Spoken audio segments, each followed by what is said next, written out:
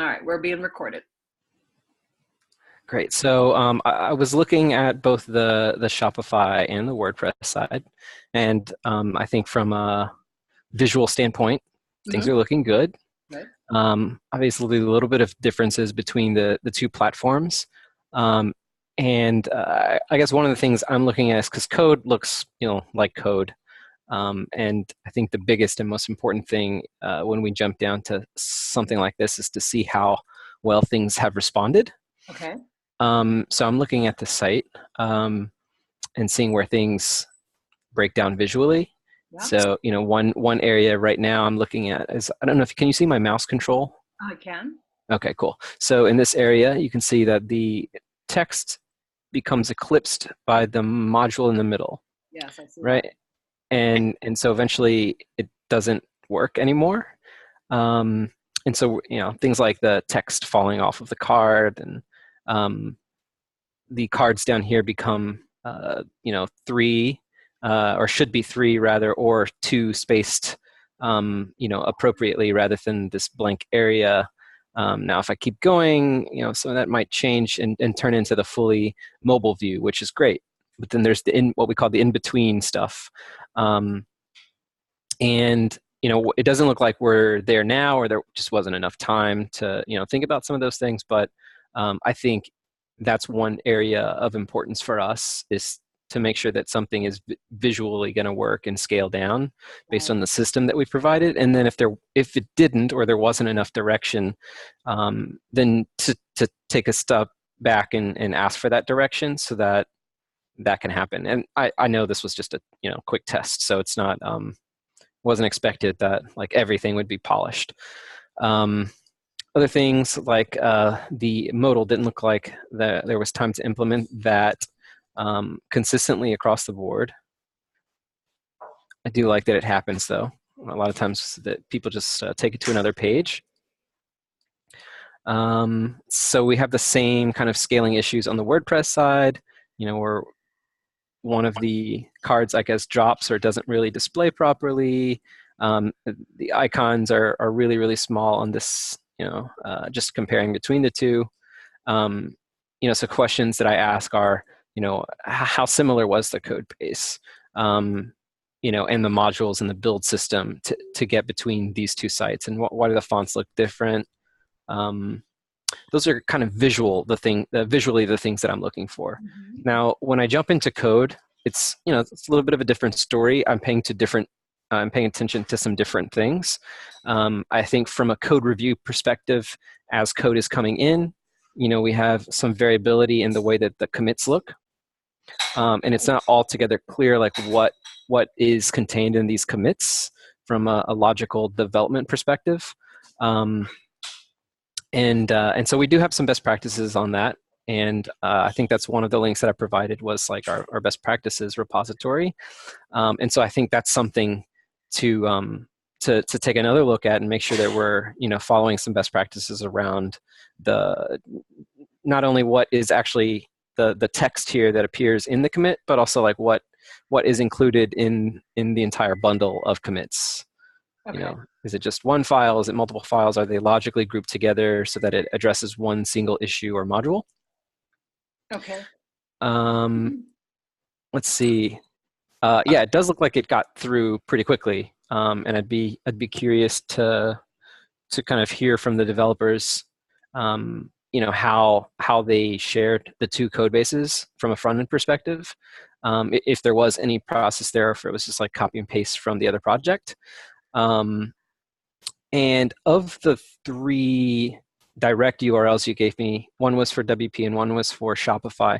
Do you know if there was a static one that was built prior, and then they use that static one to branch off and integrate into the WordPress and the Shopify respectively, or were they kind of developed by two independent teams? Is it the same developers? I just wanted to kind of get an idea of like how many people were involved There in should have doing been three this. people that were involved, right? So there should have been, or maybe up to four, perhaps. There was Aldo, but I know that there are three that I gave the instructions to the project manager over there. I'll have to find out if there was a static, and then whether or not they just broke it, what broke it apart. into the Shopify and into the WordPress. That I don't know. Hmm. Fortunately, Okay. it's definitely in the wee hours of the morning, so I won't get any answer right now. Sure. And really, I guess what I'm looking for is mainly feedback. Was it clear enough that you're starting from the static and then moving those over into Shopify and WordPress respectively after you've come up with like a solid static site? So I just want to make sure that that was clear. And if it wasn't, how can that be a little bit more explicit in the documentation that we provided? Okay. Other than that, like again, code looks fine. Structurally, there's a lot we can kind of contribute and work together with to get to kind of what we're looking for. But then also like the visual issues that I'm recommending are probably going to be the biggest. Like the aspect ratio is not fixed on the card that's here. Right. No, I completely agree.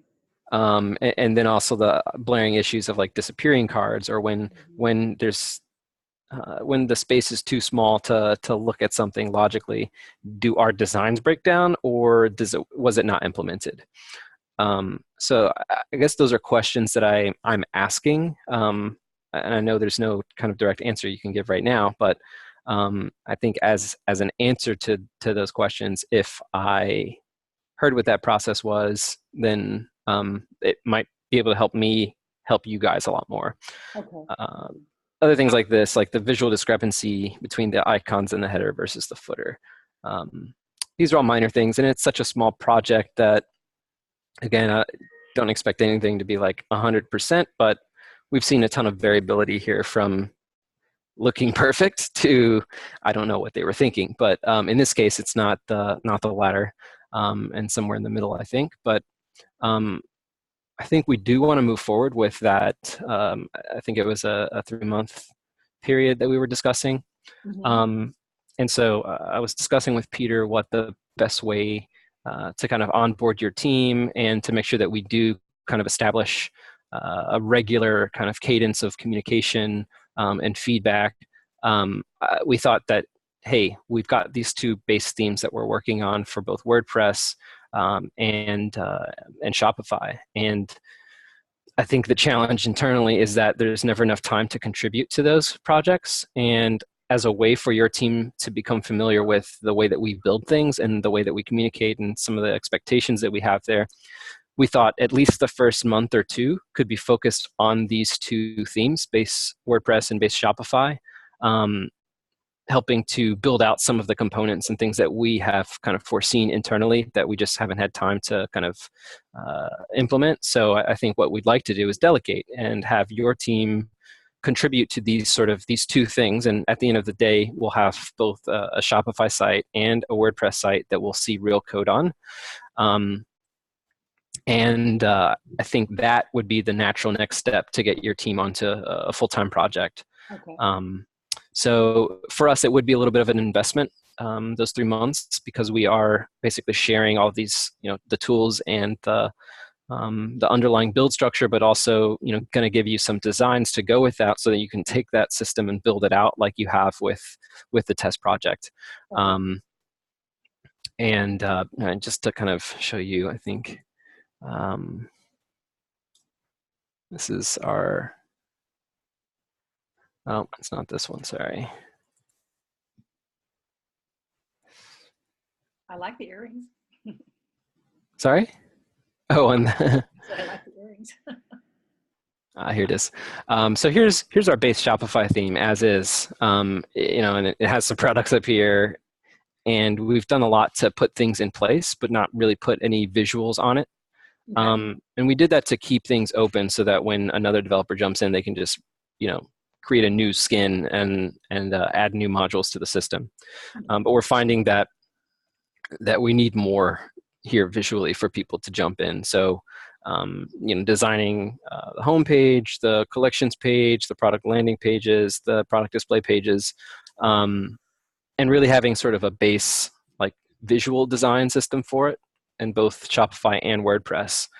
And so in talking to Peter, we think that that's kind of the best way to set your team up to succeed, rather than just going with what we have seen here in the test and saying, okay, now here's a project, do it.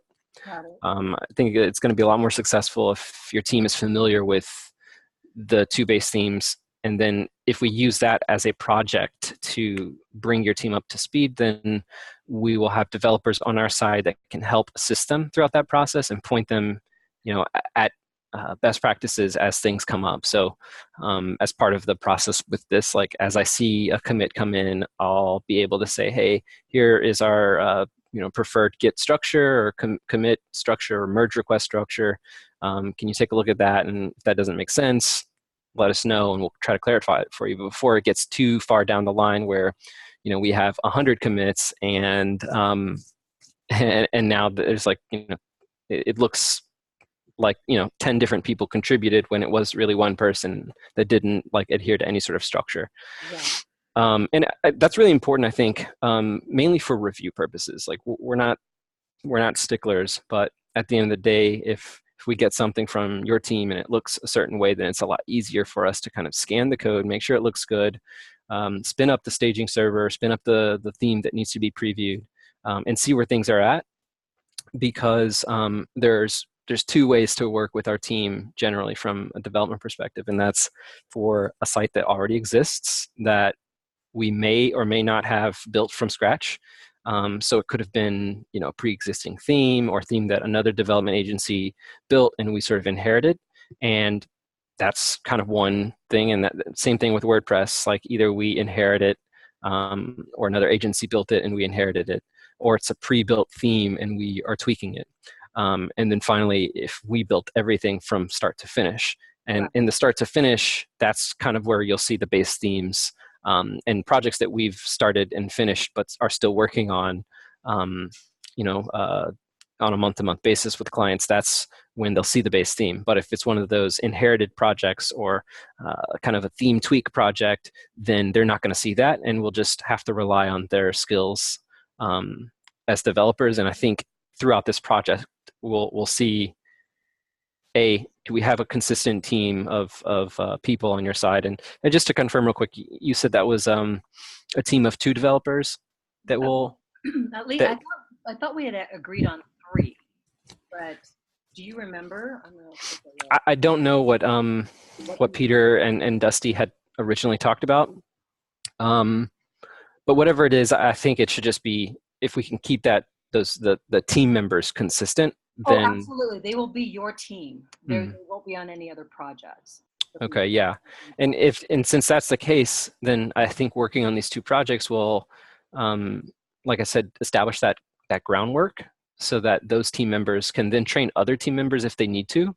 Right. They become the de facto leads for Barrel, and then they can take that and run with it and train other team members so that we could scale better and keep growing with your team if need be. But in the interim, really just taking a step back and saying, here's what we need to have done. Let's try to set this up like a normal project so that we can run through func specs, passing feedback back and forth, making sure we have Skype channels set up, a base camp, project where we can keep track of what projects we're working on and so forth. And then once kind of we've worked through that over the next 2 months, hopefully by the end of those 2 months, we can quickly see, if the 2 or 3 members that we have now is a right fit, or if we need someone a little bit more, senior to join. And again, I'm not sure if we said that we'd pair them with, if it's 2 or 3, if we're going to say that there's a senior and a mid-level developer, or I don't remember if we talked about the breakdown of what that team would look like. But ideally, I think it's someone who is a little bit more senior, can take this, run with it, and then if there's somebody a little bit more junior or mid-level, then they can work really closely with that person so that we don't have to train twice or 3 times or 4 times and so forth. Right. No, I completely agree. Well, that sounds great.